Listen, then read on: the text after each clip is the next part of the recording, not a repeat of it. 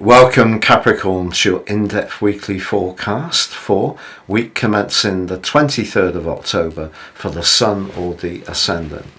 There's a truly beautiful link between Jupiter and Venus which peaks on Monday. These are the two planets of fortune.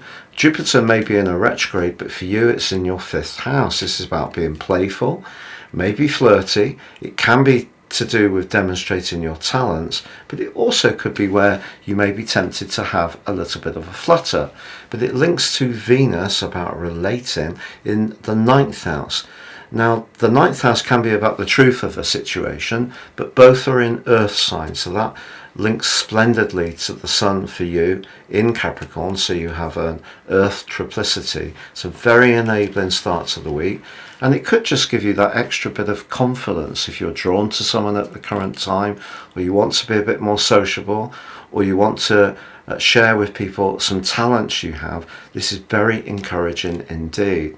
But also at the end of last week, Mercury, the planet of communication, moved from your sector of work, success and goals into the 11th house, the sign of Scorpio, where it is very psychologically orientated, but it's joined by the Sun on Monday, and waiting for them is the thrusting energies of Mars. So whereas the emphasis recently has been very much on your role in life, your responsibilities, your obligations, professional interests, connections to your wider community, now you're being encouraged to be much more socially interactive. Now, as this week goes on, Jupiter is then pivoting to connect with the advancing Mercury and Mars. Because they're together from the middle of the week in your long-term futuristic sector, it may be that the combination of the two can see you really acting out some hopes you have by moving forwards with a lot of conviction, but then they go face to face with Jupiter.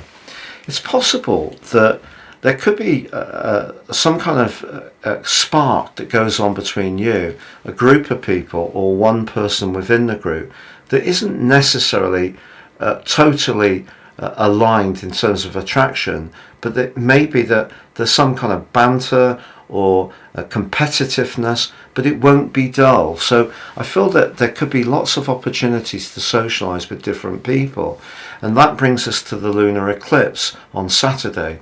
Now, the influence of that is going to last for the next 5 months, but it needs to link with the solar eclipse of the 14th, which was very much about your ambitions and your status and role in life.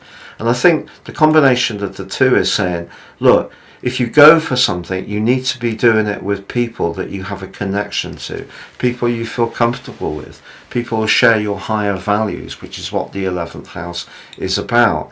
If you just go for something purely on the basis of a job's rate of pay or the terms and conditions, that could end up being a bit of an empty situation. So more meaning around your connections with others is really going to be important to you, but especially around your worldly and professional interactions over the next 6 months.